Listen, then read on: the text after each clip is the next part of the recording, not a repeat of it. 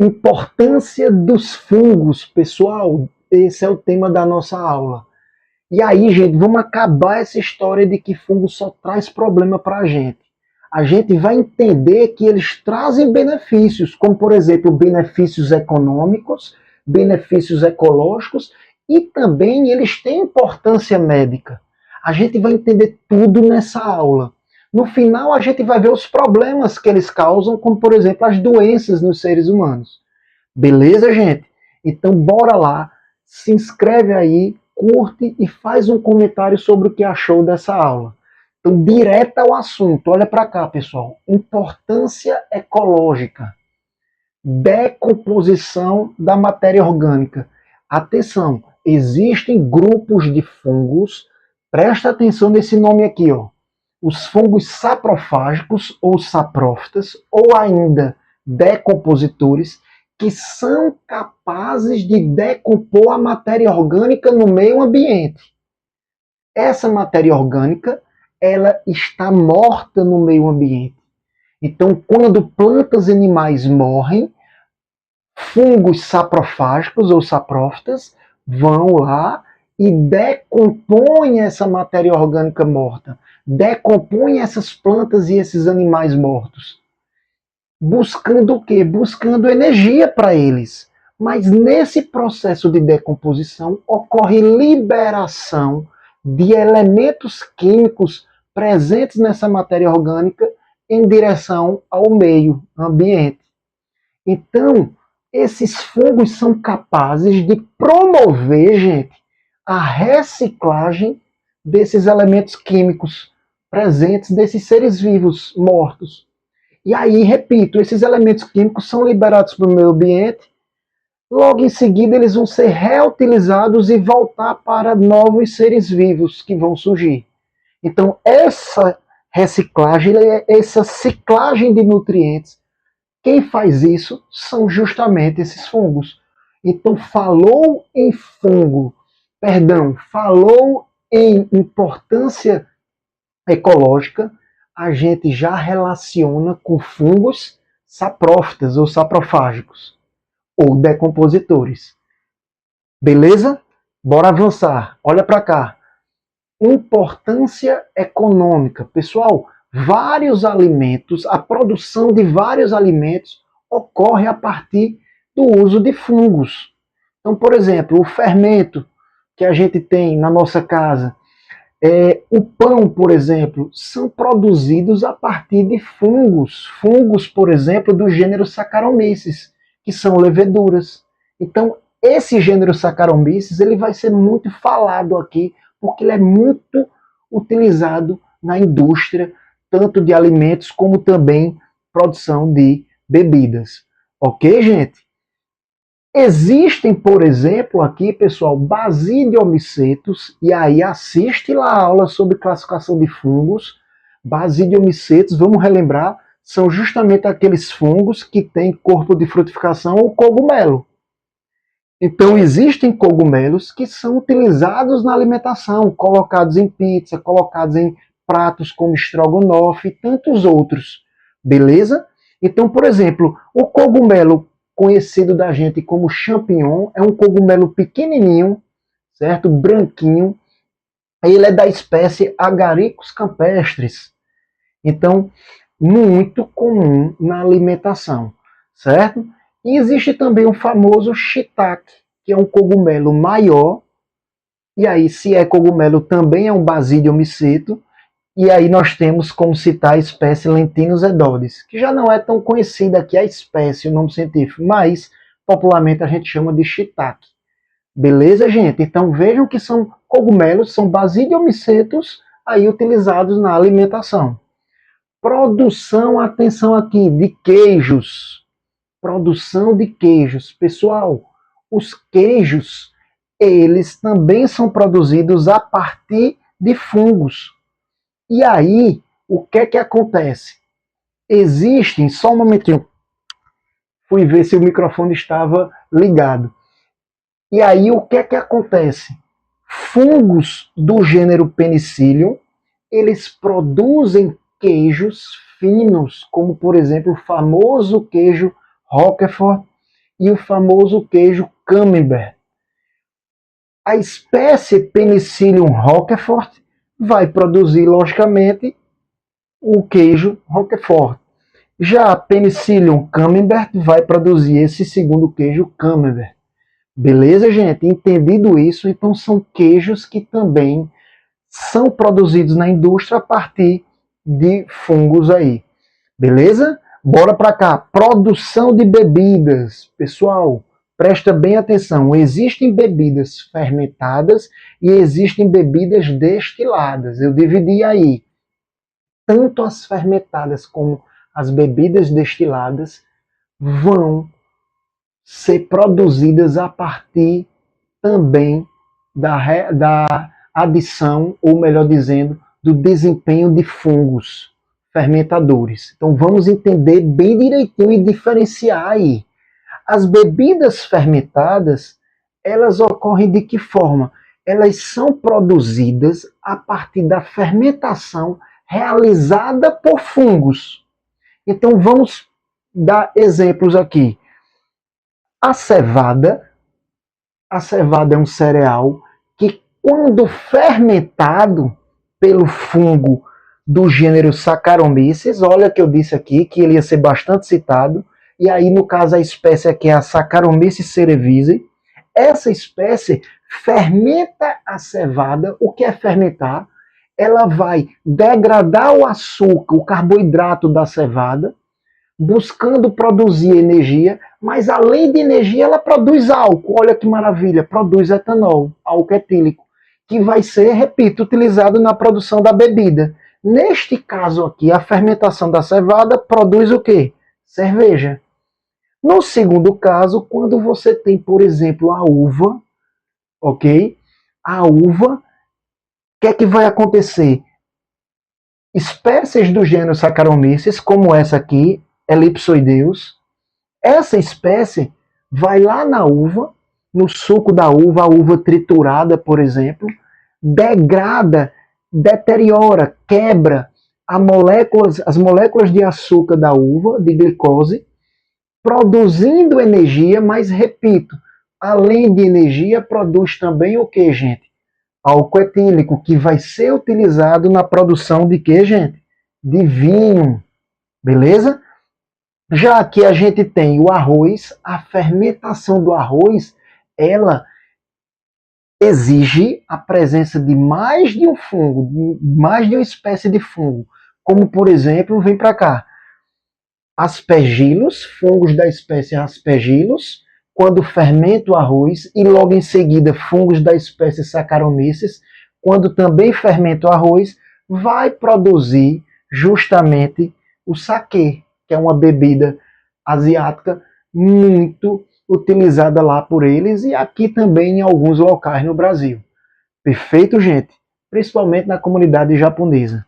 Então, entendido isso, é importante saber que você tem a planta, essa planta vai ter o seu açúcar, o seu carboidrato degradado, certo?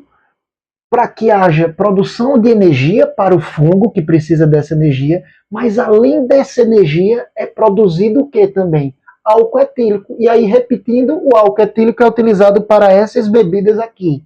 Neste processo da cerveja, do vinho e do saquê, só ocorre fermentação da planta pelos fungos. Só existe a etapa de fermentação, a principal etapa.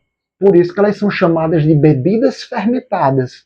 Então elas têm outros elementos ali. As bebidas fermentadas, elas vão ter o álcool misturado com outras substâncias.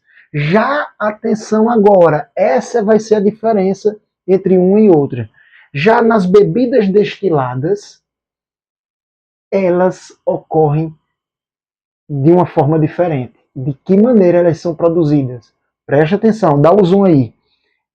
Essas bebidas, elas são produzidas a partir da fermentação. Existe uma etapa de fermentação e logo em seguida existe uma etapa de destilação. Certo? Então, por isso que elas ficaram conhecidas como destiladas, por haver uma última etapa, que é a etapa de destilação. Ok? Vamos sacar aqui, vamos entender isso bem direitinho. Vem para cá. Quais são os exemplos que a gente tem? A cana-de-açúcar, por exemplo. A cana-de-açúcar ela é triturada. Pessoal, quando ela é triturada, forma o caldo da cana, certo? Esse caldo da cana está cheio de açúcar, cheio de carboidrato. E aí o que é que acontece na produção, por exemplo, da cachaça e do rum? Ocorre que se coloca vários fungos nesse caldo de cana-de-açúcar. Esses vários fungos de diferentes espécies conseguem degradar esse açúcar para produzir energia para eles mesmos, porque eles precisam de energia. O açúcar ali é o alimento deles. Mas além de produzir energia, o que é que acontece? Eles produzem o álcool. Só que muito cuidado, essa é a primeira etapa de fermentação. O que foi que eu disse? Na fermentação, o álcool aí produzido, ele fica misturado com outras substâncias aí do caldo. E por isso surge a necessidade de se realizar a destilação. O que é a destilação? Separa-se o álcool desses outros componentes, dessa misturada toda. Então o álcool ele fica todo separado. Esse é o processo de destilação. Beleza? E aí, gente, se a destilação separa o álcool de toda essa misturada, atenção, as bebidas destiladas possuem um teor alcoólico maior do que as bebidas fermentadas, justamente porque ocorre uma separação do álcool ali. O álcool ele é isolado dessa misturada que eu falei. Perfeito, gente? Entendido? Isso a gente tem como exemplo a cachaça e o rum, envolvendo a cana-de-açúcar, que foi o exemplo que eu disse. Quando você tem a fermentação dos cereais, essa fermentação por vários fungos, como por exemplo do gênero Saccharomyces, olha eles aí sendo citados de novo. Os gêneros Saccharomyces pegam o carboidrato de vários cereais, degrada esse carboidrato, fica com a energia para eles, mas aí eles também produzem nesse processo de fermentação o quê? Que eu já tanto falei. Álcool etílico. Esse álcool etílico vai ficar misturado aí nessa primeira etapa de fermentação, e aí o que é que vai acontecer? Na segunda etapa de destilação, esse álcool, como eu disse, ele é separado, certo? Esse álcool separado pode vir a formar, no caso, o uísque. Então, quando ocorrer fermentação de cereais e depois destilação, você tem, no final, o uísque. No final da destilação. Quando você tem a fermentação da cana e depois a destilação dela, você tem cachaça e rum sendo produzido. Beleza, gente? Entendido aqui produção de alimentos e de bebidas, a gente agora vai partir para importância médica. Pessoal, os antibióticos, a penicilina, ela foi descoberta a partir de fungos de espécies pertencentes ao gênero Penicillium. Olha que interessante. Então veja que benefício os fungos nos trouxe ao longo da história. Fungos do gênero Penicillium produz sim antibióticos, produz penicilina. E aí, logicamente, ao longo do tempo, foi se produzindo derivados aí sintéticos da penicilina. Beleza? Tão importante esses medicamentos hoje, esses antibióticos, no combate a várias infecções bacterianas. Perfeito, gente? Então é indiscutível a importância médica dos fungos. Só a partir disso aí já é o suficiente. Ok? E aí, pessoal, já me perguntaram certa vez, viram, parece numa reportagem, alguma coisa assim, se esses queijos que a gente falou aqui, o Roquefort e o Camembert, eles podem vir a ter resquícios de antibiótico. Tem fundamento isso? Tem fundamento sim. Sabe por que tem? Porque eles são produzidos por espécies pertencentes ao gênero Penicillium. Então essas espécies aqui, além de trazerem esse benefício, que é produzir os queijos, durante todo o processo industrial lá, essas espécies são capazes de produzir antibiótico. E aí, se esses queijos, durante a produção, não forem bem lavados, eles podem apresentar resquícios de penicilina, sim, pessoal. Ok? Então, bora avançar aqui. Foi só um ponto que eu me lembrei e eu acho importante a gente comentar. Segundo ponto aqui da importância médica. Gente, existem fungos e aí basidiomicetos, que são justamente os cogumelos, por exemplo, espécies do gênero Amanita, uma espécie bastante perigosa, gente. Na verdade, um gênero bastante perigoso que possui várias espécies extremamente letais, perigosas, que se forem ingeridos, um cogumelo só de alguma espécie do gênero Amanita, se for ingerido, ele todo pode vir a levar a óbito tranquilamente, certo? Rapidamente. E aí, o que é que tem a ver essas espécies? Qual a importância médica? O fato delas apresentarem inibidores da síntese de RNA mensageiro, substâncias que a gente chama de ciclopeptídeos. E, gente, esses ciclopeptídeos são peptídeos capazes de inibir o RNA mensageiro. E aí a gente já conhece de citologia. O RNA mensageiro, ele é uma molécula extremamente importante lá na síntese de proteínas importantes para o nosso organismo. Imagina bloquear esse processo de síntese proteica a partir desses ciclopeptídeos. Então, isso sem dúvida alguma é uma toxina que vai levar à morte, certo? Esses inibidores aí, eles estão sendo amplamente utilizados na ciência em busca de novos medicamentos, medicamentos que tragam coisa boa para a gente, logicamente, certo? Como, por exemplo, RNAs mensageiros defeituosos de células, por exemplo, cancerígenas, vai produzir proteínas maléficas para a gente. Se a gente conseguir bloquear isso, inibir esses RNA mensageiros defeituosos com essas substâncias desses fungos, isso vira um medicamento, é positivo para a gente, beleza? Terceiro ponto, aflatoxinas. Aflatoxinas são toxinas, pessoal, presentes em fungos que vivem em sementes oleaginosas. São justamente as toxinas presentes, por exemplo, no amendoim. É muito comum o amendoim ter essas toxinas. E aí elas também têm importância médica porque a ciência também está estudando em busca de substâncias aí que possam, a partir dessa toxina, trazer benefícios, produzir medicamentos novos. Perfeito? Entendido isso? Bora para frente. Sim, lembrando, acabei passando batendo aqui. A espécie Aspergillus flavus é a mais citada, gente, presente nos amendoins e em outras sementes oleaginosas, beleza? E que produzem essas aflatoxinas perigosíssimas, podendo ser letais também. Outro grupo de fungos importante, gente. Outra espécie, a Clavíceps, o fungo Clavíceps púrpura. Pessoal, esse fungo, ele é chamado de esporão do centeio. Então, ele tende a contaminar a plantação lá de centeio, que é um cereal, certo? E aí, ele produz alcaloides como a ergotamina e o ácido ligésico, certo? Na verdade, a ergotamina é um alcaloide predominante nele e que essa ergotamina ela vem sendo também estudada, bastante estudada, porque ela pode produzir medicamentos que vão inibir a enxaqueca, tratar a enxaqueca, agora nas doses adequadas, porque é veneno também, pode vir a causar morte se não for utilizado em doses adequadas. Perfeito? Então a ciência vem também estudando, não é de hoje, a ergotamina, os derivados do ergot, certo? Como chamam.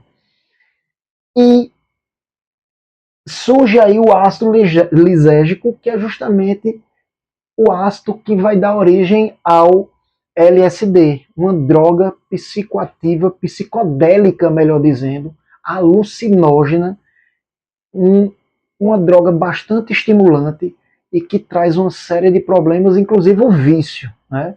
Então tem que ter bastante cuidado. A ciência vem estudando essas substâncias em prol de fabricação de novos medicamentos. E aí medicamentos benéficos, logicamente.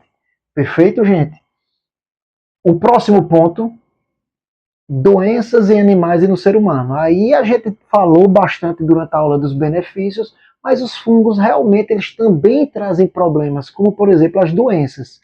Então, olha só, coloquei só algumas doenças, pessoal. É humanamente impossível a gente estudar todas as doenças que existem. Então, eu vou falar só alguns aspectos dessas doenças aqui que eu coloquei, certo? Depois vocês podem tranquilamente fazer uma leitura complementar.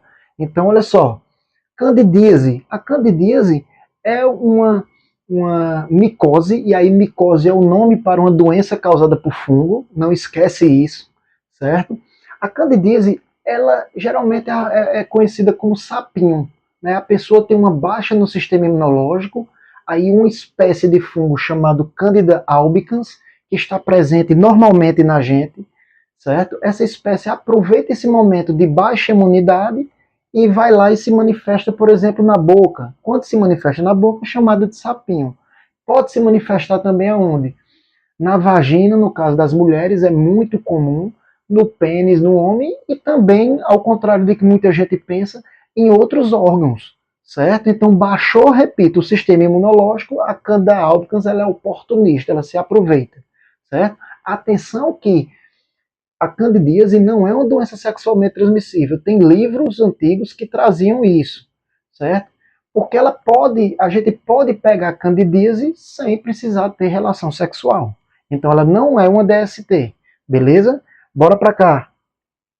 Criptocose é a famosa, pessoal, doença do pombo, causada pelo fungo do gênero Cryptococcus. Espécies desse gênero, Cryptococcus, vivem muito, gente, em matéria orgânica, em fezes de animais, de gatos, cachorros, animais domésticos, como também de pombos. E aí ficou conhecida como a doença do pombo, certo? Então, por exemplo, se tu for remover fezes de pombo, sei lá, da janela da tua casa, de algum local do quintal da tua casa, muito cuidado. A sugestão que a gente dá é que lave primeiro o local das fezes ali. Porque se as fezes estiverem secas, bate um vento ali, se você for varrer, ou então for remover com alguma espátula, se for numa janela, você pode inalar esporos daquele fungo, no caso do Cryptococcus, que está ali presente nas fezes. E aí você inalando, você vai ter problemas normalmente nas vias aéreas e também sistema nervoso central. Então você tende a ter febre, logicamente, cansaço, você tende a ficar ofegante, tosse você pode vir a ter, certo? Esses sintomas que eu estou falando aqui também é muito comum na histoplasmose, e também na aspergilose, que eu acabei pulando. Essas duas aqui, junto com a criptococose, ela também afeta essas áreas, essas vias aéreas e também sistema nervoso central. Dores de cabeça, a pessoa pode ter vômitos, febre, como eu falei, tudo isso são sintomas. A aspergilose, que eu acabei pulando, espécies pertencentes ao gênero Aspergillus, fácil, certo? Histoplasmose, causada por espécies pertencentes ao gênero Histoplasma. Beleza, gente? Vamos avançar ainda com os sintomas. A frieira é uma micose, é uma doença causada por fungos, por vários fungos, inclusive. Aqui a gente não destaca um, porque são vários, de várias espécies, mas são fungos que afetam lá a região principalmente dos pés, entre os dedos, ou das mãos também. Essa região entre os dedos, ela é uma região que vai se descamar, vai ficar avermelhada e vai coçar bastante. Isso é sinal de frieira, é sinal possivelmente de um fungo ali, que você tenha pego em contato com algum objeto contaminado, ou então em ambientes públicos, compartilhando objetos, algo nesse sentido, certo? E principalmente em ambientes quentes e quando tem uma alta umidade. Eles gostam justamente dessas condições. Perfeito, gente? As frieiras. E a onicomicose é uma micose, neste caso aqui, que também vai ser causada por vários fungos aí, mas esses fungos vão, olha só que interessante, eles vão buscar as unhas da gente. Então é aquela micose de unha mesmo, certo? Porque ele se alimenta da queratina, que é uma proteína que faz parte das nossas unhas. Então a queratina é alimento para esses fungos. Beleza, gente? Então, basicamente são essas doenças. É importante a gente destacar que o tratamento, de uma forma geral, ocorre por medicamentos específicos, sejam comprimidos, medicamento via oral, né, ou seja, pomadas. Então são medicamentos que nós chamamos de antifúngicos ou antimicóticos, tanto faz, beleza? Lógico que cada doença vai requerer um medicamento, um antifúngico diferente, certo? Aí tem itraconazol, tem fluconazol, seconazol e tantos outros mais. Ok, gente? Então falamos das doenças, tratamento, sintomas, a transmissão, algumas, como eu falei, pode ser apenas respirando esporos aí pelo ar, outras provenientes de contato com objetos, compartilhamento de utensílios em ambiente público, presença em ambiente, uso desses objetos em ambientes quentes e com alta umidade, que é um local onde vai ter uma proliferação de fungo maior. Então, tudo isso está dentro de transmissão. Ok, pessoal? Então, basicamente é isso. Lembrar que não causa doença somente nos seres humanos, causa também nos animais e ainda causa, acabei não colocando, mas vou só colocar um exemplo também, observação aqui, nas plantas. E aí, por exemplo, nas plantas, vou colocar para vocês no final o famoso ferrugem nos cafeeiros. As plantações de café muitas vezes são acometidas por fungos chamados de ferrugem, que causam ferrugem, melhor dizendo. Então essas plantações de café sofrem bastante com essa micose, ok? Mas aí tem vários outros exemplos, vários outros fungos que vocês também podem buscar aí sem problema nenhum estudando. Ok, pessoal? Então a gente finaliza aqui essa aula e desejo mais uma vez bons estudos e até os próximos vídeos. Vídeos toda semana. Se inscreve e um abraço a todos.